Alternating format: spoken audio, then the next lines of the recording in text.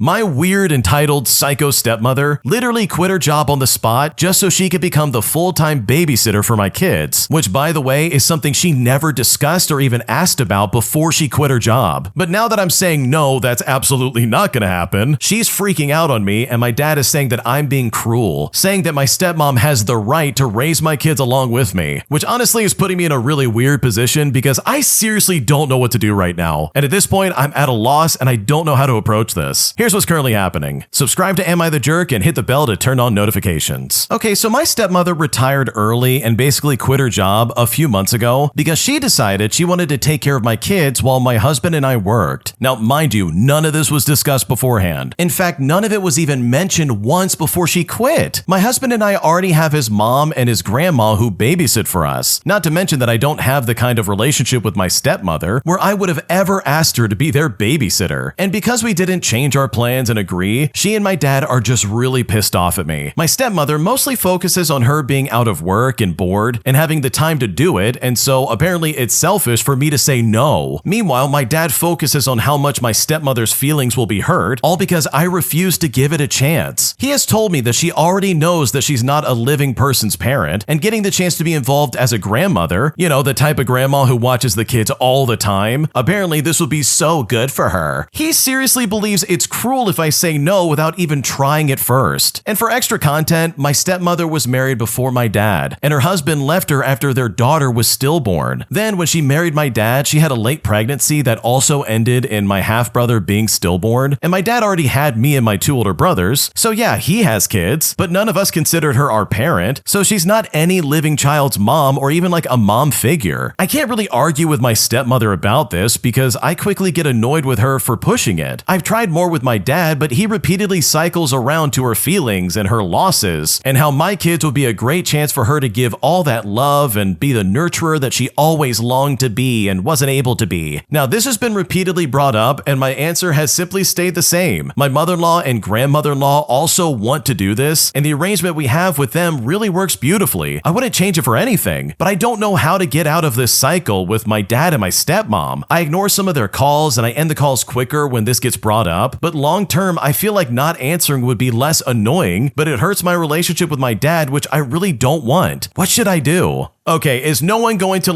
I don't know, admit to the fact that the stepmom is out of her mind for quitting her job under the express expectation to be like, I'm gonna watch your kids all the time? Like, bro, you gotta talk about that first. You can't just expect that out of somebody. That's not only irresponsible, but also highly manipulative. Can someone in the comment section please explain to me why stepmothers and stepfathers are always so weird? Like, this is such a reoccurring theme in life. Is this just me, or is Disney right? The evil stepmother situation is real and it happens all the time. Because, bro, I'm constantly seeing stories like this where it's like, oh yeah, my stepmother tried to I don't know, eat my dog or something. And it's like, dude, what is wrong with these stepmothers? So for the stepmom to quit her job being like, now I get to take care of your kids all the time. No, I didn't ask you first. Why would I? And then your dad trying to be like, oh, it's cruel not to let her try. Like, no, what are you doing? My kids are not some hobby that she can pick up and be like, I'm now going to take over. Like, that's really stupid. It's completely intrusive. And in my opinion, I think you're doing the right thing by shutting it down. So honestly, long term, that would be my plan. I would tell them that's not happening. She's not going to be a full-time babysitter, and she's more than happy to visit my kids every now and then, but we're not making this a full-time thing where she's the only person watching the kids. Logistically, that's not going to work, and also, I just don't want to do that. And then just leave it at that, because this is seriously so uncalled for. They're invading in your life in a way that's really manipulative and really gross, and I would definitely not put up with that for a single second. Subscribe to Am I the Jerk if you haven't already, and you too can have a fantastic childhood, because I found a commenter who said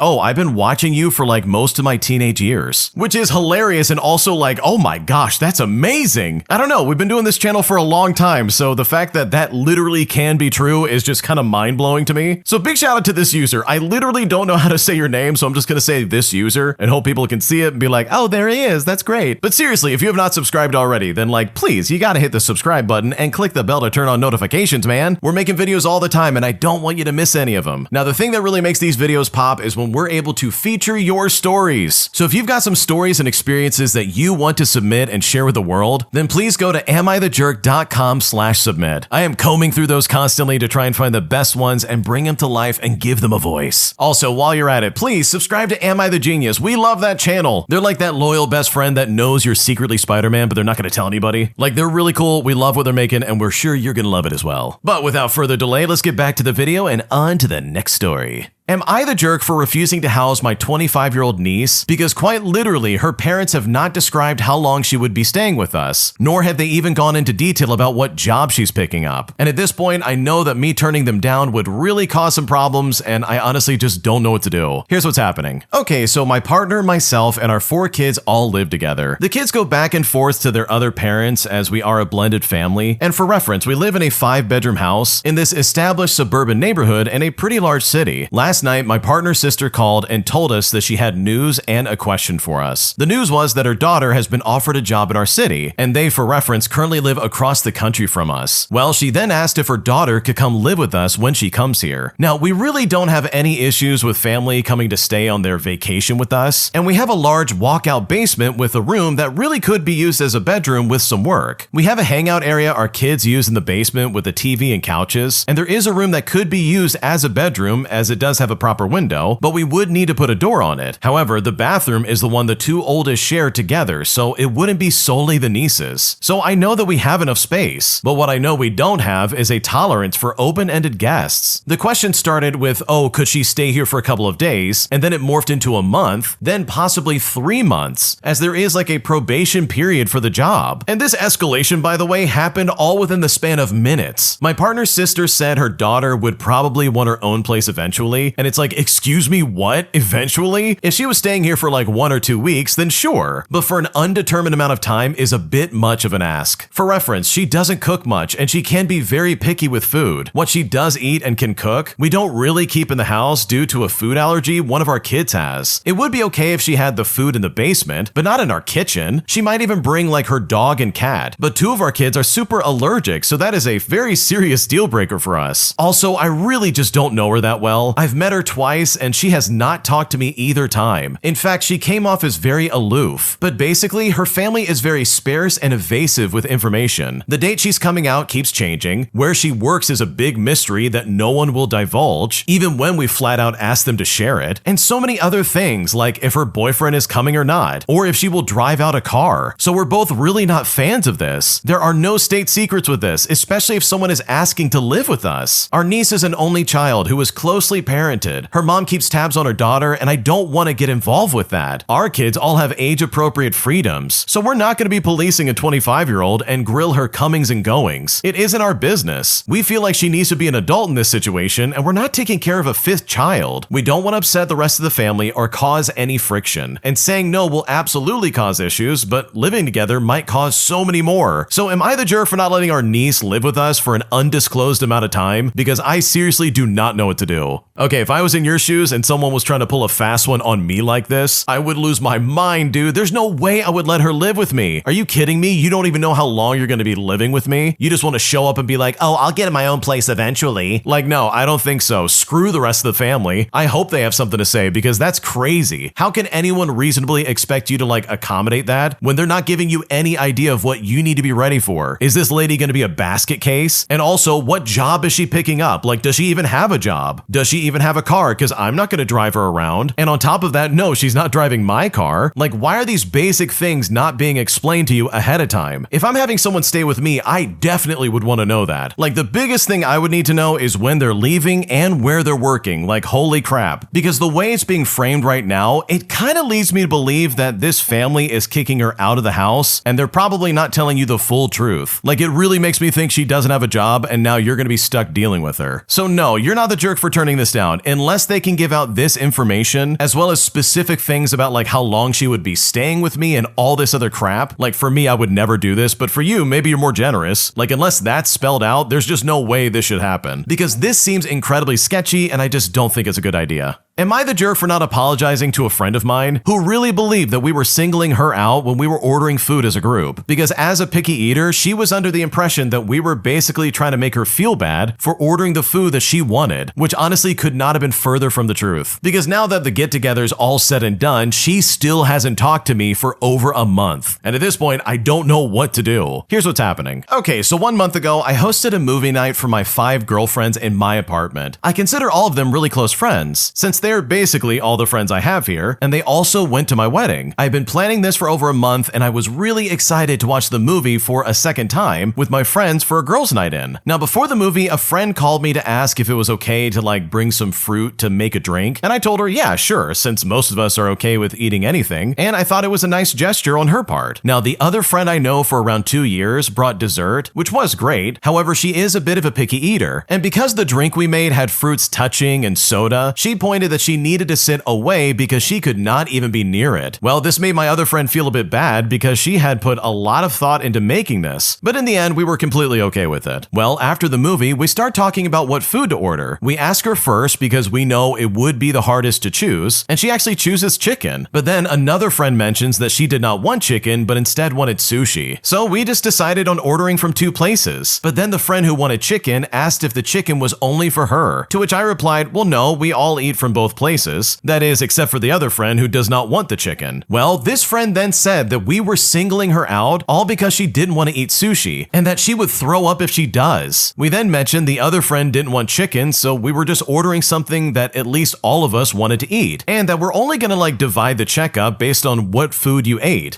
Obviously, we're not gonna charge you for something that you didn't want or even eat in the first place. However, even though we explained this, she continued to say that it wasn't fair, and after some discussion deciding what type of chicken we were gonna get, she then went into another room, got on her phone, and did not speak another word to the rest of us, only whispering to her best friend who was also invited. Well, after eating awkwardly in a group, they both said they were going, and that was the last we spoke. And guess what? That was a month ago. I sent a short message to the group chat thanking everybody for coming, and she read it, but she never reacted or replied to it. I then sent a reel to the same group chat, and again, no reply on her end. I didn't think that it was such a big deal, but maybe I'm completely wrong. So seriously, am I the jerk for not apologizing, or for taking the stand that I took and just trying to accommodate all the people involved in this order? Because right now, I really just don't know what to do. Okay, can I just say out loud for all of us that I hate people who act like this? I don't care if they're my friend or not. Dude, how did you somehow make this all about you? We're literally just trying to order food and you're sitting there I'm sorry, but I'm being singled out. And it's dude, you literally did that yourself. Nobody was thinking that or said anything about that. No one was even bothered with you picking the place first. Holy crap. It's not that big of a deal and it's not that deep. We're just trying to order food and somehow you're acting like a moron about it. This kind of attitude and this whole, oh, I'm the main character energy is so frustrating for me. Because look at the way she acted when she showed up. Oh, I'm sorry, are you having dessert with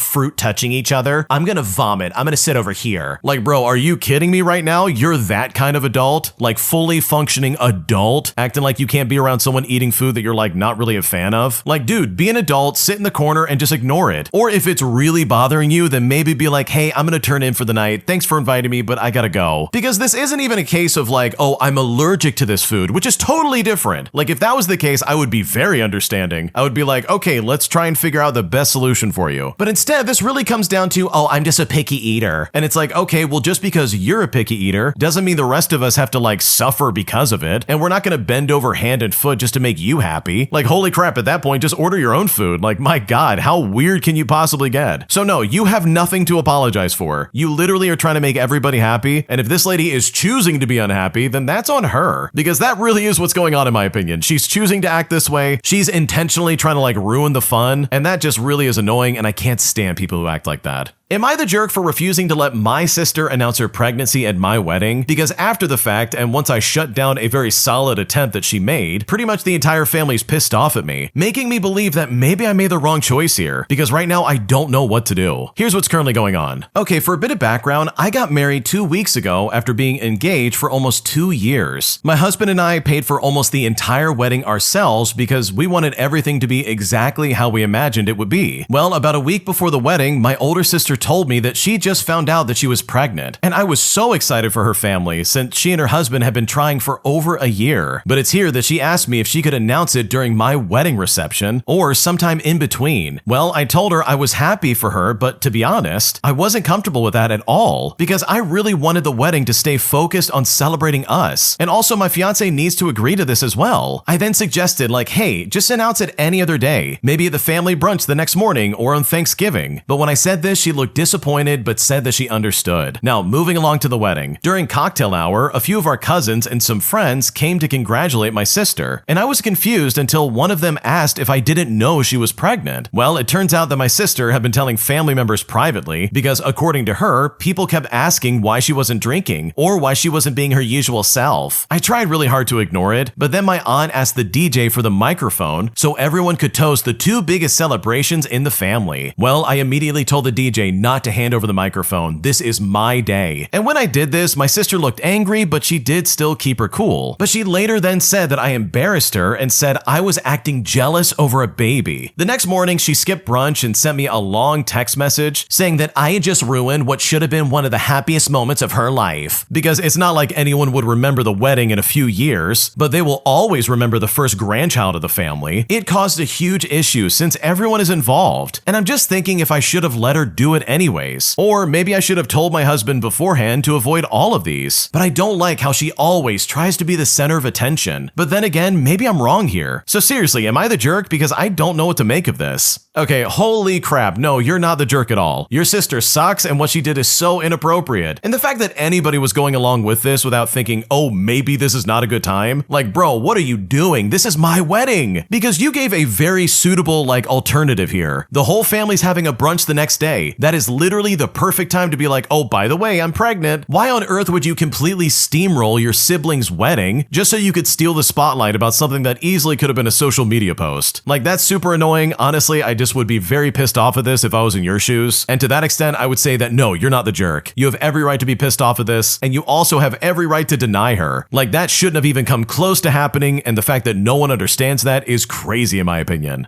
Am I the jerk for telling my mother that she can't move in with me when she literally has a house of her own? Because right now I'm very frustrated by this and just super annoyed, and at this point I don't really know what to do. Here's what's going on. Okay, so I'm 31 years old, I'm single, and I've been living alone ever since I was 19. And so far, all I've been renting are just small apartments made for single people. My mother lives in our family home with my sister, and the house is fully paid for and not rented. Well, in the last couple of years, there's been some occasions when there's arguments in the family where my mother says that she's tired of all of us, and that she either wants to sell the house or go live somewhere else, which to us just doesn't seem like a good idea, knowing that the money she sells the house for may not cover another house alone. But here's the first and most important issue I have right now. I got the chance of buying my own house, and the moment my mother found out about this, she started saying that she will move in with me. Well, I then had to tell her that I want to live alone, and that I won't let her move in with me just because she feels like it or out of necessity. Well, this, to no one's surprise, caused a big argument that ended with her yelling at me that I don't love her and that I'm ungrateful. Now, the second issue is that I'm not the older sibling. I have two older brothers that already have their own lives. You could say that their personal economy is not as stable as mine, and they are still renting even with family on their own. But to me, I feel like my mother is window shopping just to see which of her kids she will be more comfortable with. And I just don't think that's fair. So basically, am I really the jerk for telling my mom she can't move in with me when she has her own house? Because right now I really just don't know what to do. No, I don't think you're the jerk at all. This seems like there's something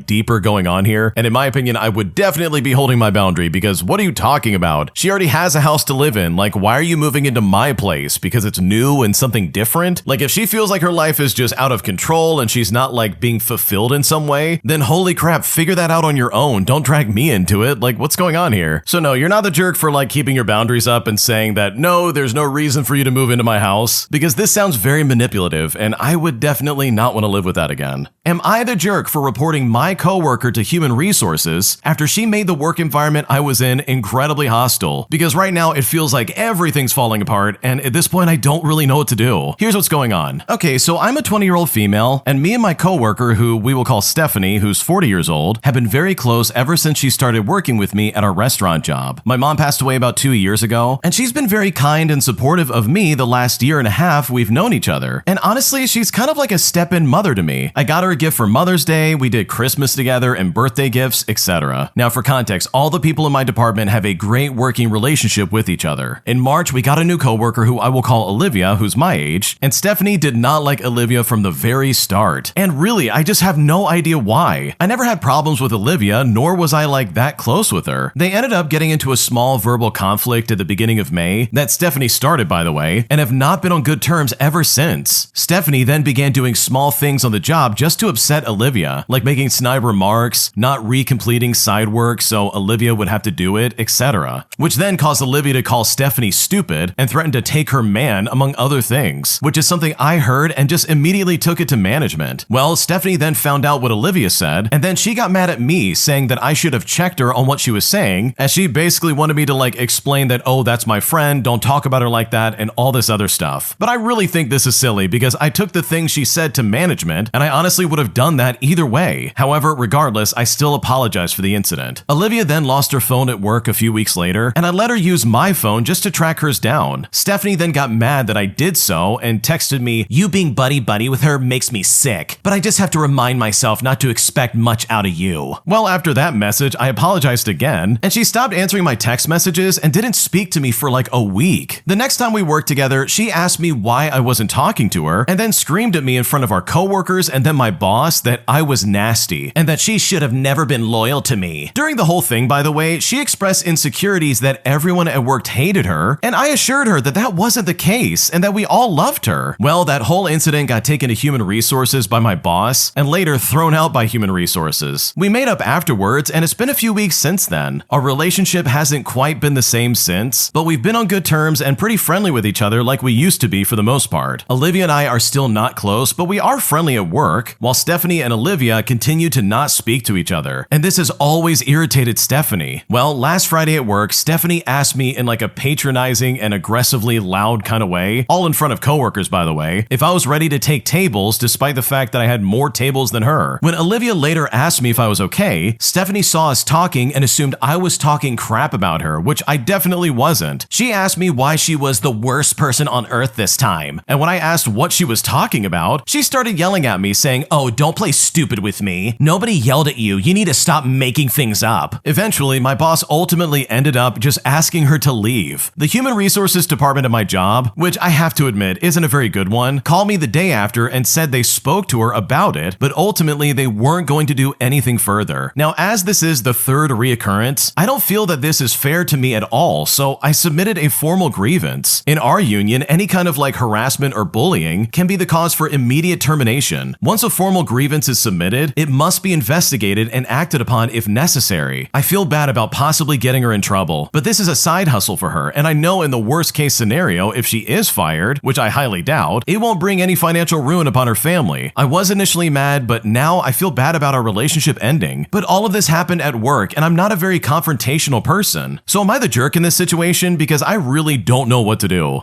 Okay, first off, no, you're not the jerk, and I think this all boils down to the fact that Stephanie was never a good person. Sure, she showed you kindness when your mom died and she was there for you, and you gave gifts to one another, and like all that's good and fine. But at the end of the day, Stephanie just is not a very nice person, and in my opinion, not a good person at all. Like, look at the way she was acting when you were talking to literally anybody else. She freaked out and said, "Oh, I can't believe this. I never should have been loyal to you." And it's like, dude, what are you talking about? I'm literally talking to a coworker. Like, this is not that deep. So I know for a fact, if I was in your shoes, I would definitely be complaining to human resources. I would have definitely already filed that grievance and been like, okay, I'm not putting up with this anymore. Because at the end of the day, you deserve to work in an environment that isn't hostile. And Stephanie was definitely making it exactly like that. My teenage stepdaughter has been caught being a bully to another kid just because she's poor, mocking her because she doesn't have a lot of money, while also acting like a spoiled rotten brat. So I decided to punish her and put her in her place for acting like a bully and treating people like garbage. And now, as a result, I'm being called a jerk, and I'm not sure if I went just a little bit too far. Here's what happened. So about 2 months ago, my wife and I learned that my stepdaughter, who's 16, was bullying a girl at school over being poor, as well as getting free lunch at school and not being able to afford necessities, such as her own car and other stuff like that. Now, our daughter was kind of spoiled. We provided her with everything she needed, along with an allowance and a part-time job at my company, and we own a small family service business. We've been considered middle class, doing things that other people weren't as privileged to do, such as buying our daughter a car on her 16th birthday. I come from a family of immigrants and was considered in poverty growing up, so after learning about the bullying, I was furious as we thought we didn't raise her to behave that way. She was in honors and top ranking of her class. I tried to talk to our daughter over why she would do that, and I was disturbed to learn it was because she viewed that girl as trailer trash, which really irritated me. The girl, from what I learned, is very smart and works hard. She bought her own beater car all by herself and works 2 jobs. She considered the money our family had as our family's money, so I put her in her place and told her that it was not her money, but instead it's my money and her mom's money. So I decided from that point I was spoiling my daughter too much. We ended up taking away her latest iPhone and replacing it with my iPhone 8, and we had it set up with a talk and text plan. We took away her family credit card, we sold her car along with her MacBook and other luxuries. I also told her she would have to find a job without nepotism and work a minimum wage job like everyone else her age, because I'm done giving her handouts if she's gonna act entitled. Fast forward 2 months later, and she is working at a fast food restaurant with us driving her around. She doesn't talk to me unless she needs something like a ride, but is very upset with me. My wife feels like I'm taking this too far because it's affecting her social status as well as her grades and schooling. I, however, feel like she needs to be humbled because I cannot have a daughter who will disrespect people just because of the amount of money they have. I also feel that her behaving this way will affect her younger sister and how she perceives the world. So am I the jerk for punishing my 16-year-old stepdaughter after the way she treated this other girl? No, you did the right thing in my opinion. You are absolutely not the jerk. You not only taught her a valuable lesson that no, you can't just have whatever you want in life, but you also showed her the consequences of her actions. And this is something that's really important to learn early on. Sure, she can be angry with you and upset that you're punishing her, but honestly, if I was in your shoes, I would rather have her be mad at me than to passively allow her to terrorize another girl at school, all because of the money she doesn't have. And also, how entitled can you possibly get? She thought the money that you and your wife had was somehow like a golden ticket to her acting like an idiot, and that in my opinion is so uncalled for. You simply shouldn't treat people like that. Like that girl who doesn't have a lot of money, she clearly works hard to have good grades and to be relatively smart. I mean, literally, it sounds like that's all she has. So to have this girl come in and be like, wow, you're so poor, you're nothing but trailer trash, and just putting her down and mocking her the entire time, like that's so inappropriate, and it's really good that you corrected her. And I think I could argue to some degree the way your wife feels. She probably thinks that taking her car away and all this other stuff is only gonna damage her, and I can kind of see where she's coming from to an extent, but this is a valuable lesson for her to learn, because honestly, the world needs a lot less bullies in my opinion. And if you can teach your stepdaughter that being a bully is never a good idea, then that, in my opinion, is a lesson well learned. If you like Am I the Jerk, you're probably going to love Am I the Genius. Check it out, link down below in the description. Also, go to AmITheJerk.com/submit if you would like to submit your own stories. An entitled Karen constantly comes into our restaurant complaining and criticizing every single food item she ever gets. And after dealing with this for so long, my manager gave me express permission to deny her service if she ever gives me a hard time ever again. And I'm honestly so blown away by having this power that I'm now seriously wondering how I'm even going to handle it. Here's what happened. So when it comes to my job, we still have people who are just starting to come back out after the pandemic. This means they're in for a complete shock with how much has changed concerning service, portions, and prices. They always announce right as they sit down at my table that this is the first time they've dined out since 2020, so I know to proceed with caution. I also use this information to gently explain that things have changed concerning prices and supply issues, but I'll ensure they'll still have a good time. I actually want to retrain these people on how to behave because I want them to come back, but trust me, it is a lot of hand-holding. This one woman has been back once a week for 3 weeks at least. She orders something different every single time, so I know she's at least open to the dining out experience. But trust me, she is never ever happy. No matter how many explanations I offer up or how many quality checks I do, I'm always told after she finishes 99% of her meal that it wasn't good and she won't order it ever again. None of these issues are mistakes though. They're just smaller portions. Or it's a different sauce or it's a different cut, stuff like that. I've even gone as far as to explain how all the local food distribution companies have gone out of business and we are now codependent on 2. do. She might say something like, "Oh, so Joe's Bakery no longer delivers the bread?" I say to her, "Ma'am, Joe's Bakery has been shut down for 3 years. He doesn't deliver anything." Honestly, I'm so done with this lady. She brings in new people each time, which I appreciate and wanted to work with, but she's not doing us any help. I expressed myself to my manager and have been given the go-ahead to either refuse service with an explanation the next time she comes in, or after her next meal, ask why she keeps coming back if she's never happy. And honestly, right now, with all things considered, I don't know what to do with all of this new power. First of all, your manager is awesome. They not only heard exactly what was going on, but they decided if you want to refuse service, then by all means go right ahead. And that is honestly like the golden ticket. Like, I don't think I've ever seen a manager willingly give out that kind of card to their employee. And it first of all comes back to the point that they really do trust you. Like, they know you're not going to be like, you looked at me wrong, I'm not going to give you any service. Like, clearly you're going to use this in a way that's constructive, and you're actually going to use it for the people who give you problems. But to have that kind of power at your fingertips, that is seriously such an awesome thing to have. Because I'm right there with you. People have turned into weirdos since the pandemic. Like, especially in customer service and like restaurant settings, people have become so entitled, it's honestly obnoxious. And it's so unfair to the workers who are just trying to get things done and make a paycheck. So good for you for being trusted with this power, and hopefully that lady comes in with a better attitude next time around, because otherwise she's gonna find herself with no food on her plate. My mom and stepdad claim to understand how busy my life is right now, but then turn it around on me and complain as if I never do anything for them. And at this point, I'm just so exhausted and I'm just so done with all of this, and I seriously don't know what to do. Here's what happened. So I'm caught up in the middle of an argument between my mom and stepdad at the minute. My stepdad left her in June following an argument that turned sour between the two. The problem they both have is that he's a heavy drinker and my mom has anger issues. So combine that together and they just clash. Anyways, regardless, this argument between the two of them has been going on ever since, with both of them promising me they won't get me involved, but that is all they have done. My life is hectic at the minute. Me and my girlfriend moved in with my grandma 18 months ago, and this is right after her dementia diagnosis, so we live and care for her at the moment. We've got an 8-month-old baby boy who keeps us on our toes, and on top of that, I started my own business in June, and most days I'm out working 12 plus hours a day. I literally get up and out the door at 6 in the morning. I drive most of the day, and I'm limited to when I can text and be on the phone. I get home at about 6 p.m. on average, where we sit down, we eat some food, we wash up, then we have our little boy in a routine at about 7 o'clock p.m. where we get him ready for bed with a bath every 2 nights. That's a bottle, book, and then trying to settle him down. And this is also while trying to make sure that my grandmother's needs are also being met. Then we have washing up to do, sometimes bottles to wash and sterilize. Then we maybe get into bed at about 9 p.m. just to settle down. But I have to sit there on my laptop, catching up on administrative things for the business that I don't get the chance to do during the day. We maybe get to sleep at around 10 to 11 o'clock p.m. Then I'm right back up at 5 in the morning, and then I just repeat it. I barely see my little boy apart from bedtime most days, and it honestly breaks my heart. My stepdad recently saw me have a mental breakdown in regards to my grandmother's dementia only a matter of a month ago or so. Then, not long after, he started kicking off at me over text messages and emails, throwing things in my face that he's bought me over the years, and telling me how awful and ungrateful I am. Then he's even gone back to my mom saying I never ring him, or even visit him or care about him in the slightest, so my mom's responded reminding him I'm working all the time now, while also caring for my grandma and baby, so she's basically pretending that she cares. Her freezer broke yesterday, so she had asked me if we had any room for anything in our chest freezer. I told her we did a big shop over the weekend, and I don't think we do, but we could probably squeeze in some essentials. Then she messaged me this morning telling me that I was no help to her yesterday when she needed it, and all her food is now going to waste, and that my stepdad is right. I just don't have the time of day for them. So you know what? They're right. I don't have the time of day for them. They're exhausting whilst I'm already exhausted myself. They both want constant attention. Me and my girlfriend are absolutely exhausted with everything because we get so little help as it is. There's just not enough hours in the day to get things done. I know it's not always going to be like this, but at the minute it absolutely is, and we're really struggling. I simply can't be bothered with any of it. I just can't please anybody, and at this point, I just don't know what to do. Your parents are being so obnoxious. Like seriously, they're not only throwing things in your face and treating you like garbage for not giving them enough attention or whatever's going on pawn there, but they're also using you as a pawn in their own game against the other person. Like, just look at the way your mom responded to your stepdad, pretending like she even cared about you in the first place. Like, that is super toxic, and it's all manipulation in my opinion. And when it comes to your life in general, I really think it wouldn't be a bad idea to just focus on your family and your grandmother. If your mom and stepdad want to play these stupid games of guilt-tripping you and making you feel like garbage, well then guess what? They can do that by themselves. You do not have to jump into their toxic cyclone. They are literally grown-ups and they need to pull themselves up and learn to lean on themselves. You're not responsible for them and you can only do so much. Because I know if I was in your shoes, my focus would be my girlfriend, my baby boy, and my grandmother. And anybody else, especially your parents, are just gonna have to take a second place spot. Am I the jerk for throwing my mom's words back in her face by saying that I won't help out around the house because apparently that's a woman's job? Here's what happened. I'm a 28-year-old male engaged to be married to my high school sweetheart. Due to some financial insecurities that we used to face, we moved back in with my parents for a little while until we were able to afford to rent an apartment. I've lived with my parents in the past, of course, but then I moved out with my fiance for 2 years. Now we've moved with my parents for a while until the house we want to rent is available, which will be in 2 months. For context, I have a married older sister who's in the brink of divorce with her husband because he's doing nothing around the house. He simply comes back from work and sits and plays until he goes to bed, while my sister does all of the housework on top of her full-time nursing job. My mom believes my sister is unreasonable for her demands towards her husband and believes it's a woman's job to do housework and cater to her husband, even if she works a job. Also, when I live with my fiance alone, she would always badmouth my fiance for forcing me to help out around the house and always said that as a woman, she's not taking proper care of me, her soon-to-be husband, because I also cooked and cleaned and did the chores, as well as many things around our home. Even now that we live in my parents' house, when we need to do laundry or anything like that, I don't expect my fiance to be the one to do it, and I do it many times myself as well. My mom doesn't like that and claims that my fiance has me as a maid. Now, despite all that, my mom demands that I help her around the house when it's housework that she wants to do, and I do always do my part since I live here, but for her, it's never enough, and I'm a lazy son who doesn't care about helping his mother. After all the ridiculous stuff she said about my fiance and my sister's traditional roles, I told her, okay, you know what? I'm not gonna help out around the house then. That's a woman's job, remember? So don't demand from me to help you with the chores, since it's a woman's job and I'm a man. Now, I keep defending my sister, and I keep contributing equally to my fiance and I's chores. I just refuse to contribute any helping hands to my mother, since she believes that she's entitled to help, but my fiance and sister are supposed to be maids. My mom has badmouthed me to the entire family right now, and whenever someone visits, they scold me and call me a jerk, basically for being lazy and not helping out my mother. So am I the jerk for giving my mom a taste of her own medicine? What should I do? It really sounds like your mom has some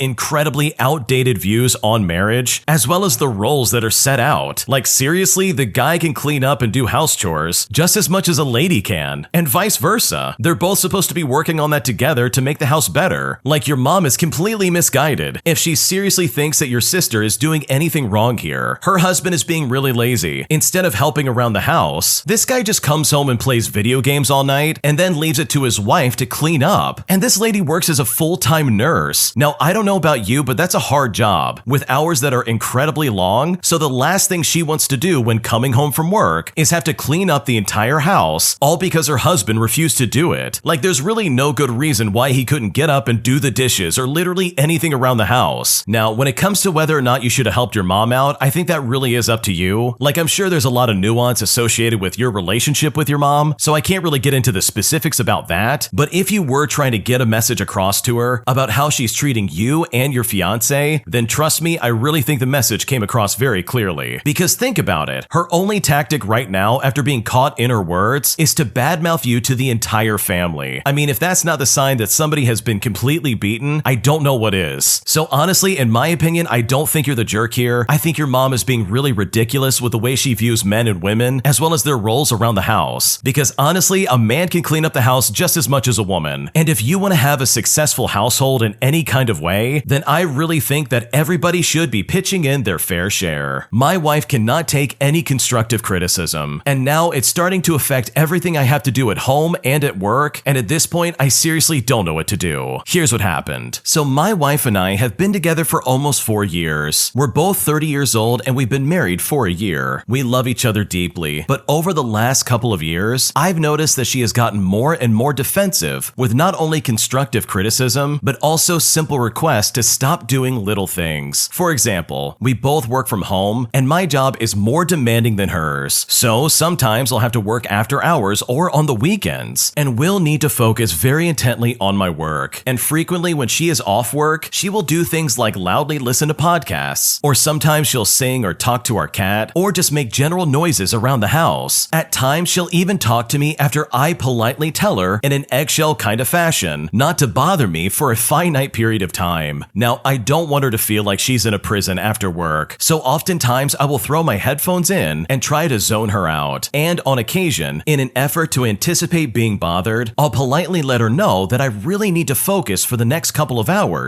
and let her know that if she can just be conscious of that, it would be amazing. I don't know if that sounds condescending, but I'm very careful to make sure that I'm as sweet as possible, because here's the thing, she takes little things like this as an attack on her personally. I used to wait until after she made noise to ask her to be quiet, but I would get similar responses. She would say stuff like, "Oh, I wasn't even making noise," or she would also say, "You could have just told me that earlier," and then she'll get upset and turn it on me. For example, she'll say something like, "I'm putting the dishes away for you so we can have a clean house." Now, she is the one who puts more importance on a clean house, so I think this kind of excuse is just used to make me feel bad, but honestly, I don't know. Anyways, this work thing is just one example of her turning simple requests into bigger fights than they need to be. Sometimes this comes in the form of her passively saying something negative about me and me asking her not to say such things. The most recent case here is that she's afraid of bugs, but she's also vegan. So anytime we've seen a bug in the house over the years, she's asked me to take it out of the house as opposed to stepping on it. And you know what? I do that because I love her. And across 15 total bug incidents, I've accidentally crushed the legs of 2 bugs. And trust me, it wasn't detrimental to the bug's life and it wasn't intentional. But the other night, there was a tiny spider that she wasn't afraid of. When I tried to trap it and take it out, she told me that she would handle it because I too frequently crush their legs. My take on this is that I'm already abiding by her wishes by not crushing these things on site, so it felt like a low blow for her to mention this. Then, when I told her that it hurt my feelings that she would say this, she got upset with me, saying that she couldn't believe I was offended by that. So pretty much anytime I have an issue with her, no matter what my approach is, she throws it back in my face. Look, I love my wife, but I'm really close to this, so I'm not sure what to do, because my soul feels a bit crushed by these instances, as well as their subsequent petty, brutal fights. What should I do? So I can kind of see both sides of this, but honestly, I kind of favor the wife in this situation. First of all, if you really want to have peace and quiet, I think you both need to invest in a separate room for you to work in, so you can have some semblance of peace when you're working on something that's important. Because guess what? She lives there as well. She's allowed to sing to her cats and make noise in the house. She's also allowed to put the dishes away, despite the reaction that she might be giving you, which in my opinion is a completely different issue altogether. And I totally get it. Your work is very stressful, it's very demanding, so you really need to be laser focused on what you're doing. And I totally understand that and I respect that. That means you take your job seriously and clearly you're good at what you do. But it really seems like you working in the space that you're working in is clearly not private enough for you to get all this work done. Like seriously, think about it for a second. It really seems like your wife is living in a library. Any kind of normal household noise is like automatically shut down by you. She can't do anything without you being like, "Hey honey, could you be quiet please?" I know if that was me, I would probably get really frustrated as well. Like, come on, I live here as well. I should be allowed to make general noises as much as I want. So that's my first honest take on this situation. If you really want peace and quiet because of your demanding job, then it's time to set up an office somewhere in your house so that you can accomplish everything that you need to get done. Now, when it comes to your responses to your wife, I think that maybe there's some kind of like miscommunication going on here, or something's not quite connecting with the both of you. You're saying that she can't take constructive criticism, but also I think you're way too sensitive in my opinion. Like you're reacting to her putting dishes away out of the dishwasher, as well as just general noises around the house. It's not like she's doing this on purpose to annoy you. Like I'm pretty sure you would know if she was trying to be like malicious and sabotage your job. It sounds like you both love each other and that's just not the case. Also with the bug issue and her being like, "Oh, don't do it, you're just gonna kill the bug." I seriously think you're blowing that out of proportion and it's not that big of a deal. So honestly, I don't think this is a case of your wife not being able to take constructive criticism, but instead, I think you're being way too sensitive because your wife lives in that house as well. And for her to practically shut down her life all because you want peace and quiet, in my opinion, is completely unreasonable. An entitled Karen working at a major corporate company refuses to pay me for the work I provided. So I decided to get revenge by taking her and her company to court, forcing them to come before a judge just to prove them wrong that I'm deserving of the money that they should have paid me. And I've never felt better about getting back at somebody in my life. Here's what happened. So I was working 40 hours a week programming at my main job, but I did occasional small projects in the evenings or on the weekends for other clients. At one point, I was referred to a large company that runs major stadiums and event venues around the country. One of their stadiums is relatively close to where I live. And for the sake of the story, I'm just going to call this company Mark 1. That is obviously not the real name of the company. This manager at Mark 1 said they wanted a simple administrative database and user interface for employee timekeeping. Apparently, the old system that they had was not working for them. I got details of what they wanted and drafted a set of specifications. I told them I could do this for a $2,000 flat rate fee, and they agreed. I immediately went to work and churned out a database and a user interface for the system with full documentation, all in about 2 weeks. So I scheduled an in-person meeting to show them. Now, when I showed up at the meeting, someone representing the security department was there, and he asked about getting some additional features. So I said to him, sure, I can do that. So I went back, I wrote up a change request, and incorporated the additional features with the platform. I scheduled another meeting with Mark 1 for a couple of days later. When I got to that meeting, I noticed the audience had grown. There were 2 extra people from the finance department. They asked me, well, can you add like 3 more features that we really need? So I said to them, sure, no problem, I could do that. So I left, I wrote up another change request, and I added the features that they wanted. A few days later, I meet with them again, and imagine my surprise when the audience size had grown, and the new attendees asked for more features. This went on for 5 more rounds, and I was getting frustrated that a 2-week project was now taking a couple of months, and I wouldn't be paid until I delivered and they accepted the final product. But I chugged along, implementing all the change requests that they put in. But one day, the Mark 1 manager called me, and apparently she had been speaking with other departments that weren't represented in her status meetings of ever-increasing mass. She gave me a list of dozen new features that they wanted, some of which would require a complete redesign of the core database and an overhaul of the user interface. But at this point, I had had enough. I told her, this is a complete overhaul of the original specifications. I'll have to redesign and rebuild this from the ground up. This lady then said to me, well, that's not my problem. And it's at this moment that I realized that this company and all of its employees are nothing but bad news. When she said to me that this is not her problem, I responded by saying, well, actually it is. I'm not going to design and build an entirely new system until you pay me for the current one, which is the one we built out to the specifications we agreed upon. After a short pause, she dropped something heavy on me. She said to me, well, we're not going to renegotiate. You can consider this project canceled. I said to her, that's not how this works. You still have to pay me for the work that I've done. She then responded back by saying, no, I don't. You haven't delivered anything. Sue me. And that's right when she hung up. And at this point, I decided that I was going to maliciously comply. So I took Mark 1 manager's advice, and I went to the courthouse the next day to file in small claims court to recover $2,000 from Mark 1. On my court date a couple of months later, I went down to the courthouse and was greeted by an arbiter. In my state, they have court-appointed arbiters that meet the litigants when they arrive to see if the parties can sort out the case with an agreement to maximize the judge's time. The arbiter asked me straight up, is there anything that you would agree to resolve this immediately? I thought about it and I said to them, if they pay me 90%, which is $1,800, right now on the spot, I'll drop the suit. He then went into a side room where the Mark 1 manager and the corporate lawyer were hanging out. I heard her screaming that they would either pay it all or pay zero. The arbiter came to me with the news and I told him, oh, I heard it, and I'm happy to take it all. He then laughed and said no, they want to go to trial. Fast forward a couple of hours and we're standing in front of the judge. I'm at my table alone and the Mark 1 manager and the lawyer are standing at the opposite table. The judge asked the Mark 1 manager to tell her side first. She went into a very long speech about the project and corporate America and apple pies and sunshine and rainbows. And honestly, I have no idea because I stopped listening after 28 minutes. Literally, she talked nonstop job for at least 30 minutes. Then the judge asked me for my side of the story. Now, I wasn't maliciously ignoring Mark I manager's long-winded tale of political intrigue and patriotism. I was actually formulating a strategy. I thought to myself, the judge probably had people who like to speechify in front of him all day, every day. I also thought he might appreciate a short and sweet story that got straight to the point and didn't waste his time. So I said to him, Your Honor, they agreed to pay me $2,000 to design and build a software system for them. I completed the work based on the agreement specifications, and they decided to cancel the project after I was done. And that is all I said. The judge then asked me, well, how do I know that you did the work? Well, I printed out the specifications, the change request, the documentation, and the source code the night before. I lifted a ream of paper about 500 pages thick from my table, and I offered it to the bailiff. I said to them, here's the code I wrote for them, Your Honor. The bailiff came to take it from me, and the judge waved him off. He said to them, no need, I can see it from here. The judge then asked the Mark I manager, ma'am, is this true? She then looked like she was in a daze. She said,